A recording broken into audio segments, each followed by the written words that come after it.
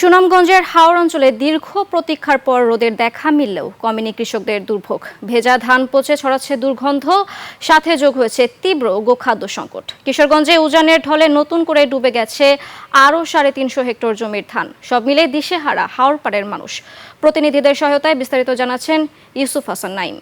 ঈদ আসবে, সাথে ক্যাশব্যাকও আসবে। নিজের বা প্রিয়জনের জন্য কেনাকাটায় এবারও নগদ পেমেন্টে পাচ্ছেন দারুণ ক্যাশব্যাক। তাই যাই কিনুন, পেমেন্ট করুন নগদে।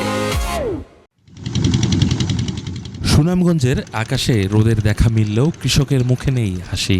কয়েকদিনের টানা বৃষ্টি আর নিচু এলাকায় জমে থাকা পানিতে তলিয়ে যাওয়া ধান এখন পচে ছড়াচ্ছে দুর্গন্ধ।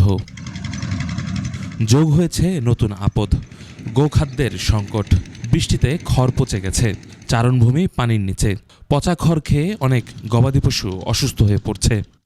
পানির চলে গেছে, যেটা কাটতে আনছি তো পচে আছে, গেরায় পড়ছে। 1100 টাকা রুজ চাই, আমরা কিভাবে আমরা কামড়া দিয়ে কাটাইব? নিজে নিজে কাটতে যাওয়াই আনছি, আপনার এটা দিয়ে চলতেছে। গরু খানিয়ে নাই, গরু উপাস, গরু খানিয়ে দিতাম।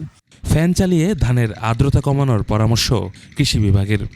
জমির ধান পেকে গেলেই যাতে কৃষকরা ধানগুলো সংগ্রহ করে ফেলে, এবং আবহাওয়ার একটা সতর্ক সংকেত আছে যে একটা আগাম বন্যার সম্ভাবনা আছে। শুকানোর জন্য আমরা কৃষকদেরকে পরামর্শ দিচ্ছি যাতে ধানগুলো তারা এক জায়গায় স্তূপ করে না রেখে, পলিথিন দিয়ে ঢেকে না রেখে ধানগুলো যাতে ছড়ায় ছিটায় রাখে, অর্থাৎ বিছিয়ে রাখে, এবং যদি যেখানে সুযোগ থাকে যদি একটা ফ্যানের ব্যবস্থা করে বাতাস প্রবাহিত করা যায়। একই পরিস্থিতি কিশোরগঞ্জের হাওর অঞ্চলে। বৃষ্টি আর উজানের ঢলে নতুন করে তলিয়েছে আরও 350 হেক্টর জমির ধান। জেলা কৃষি বিভাগের তথ্য মতে এখন পর্যন্ত 52,500 কৃষকের প্রায় 13,500 হেক্টর পাকা ধান পানির নিচে। মানুষও চলতাম না, গরু বাছুরও চালাই তারতাম না, খুব বিপদ আছে।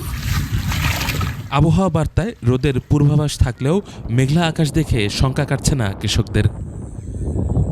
ইউসুফ হাসান নাইম, 21 টেলিভিশন।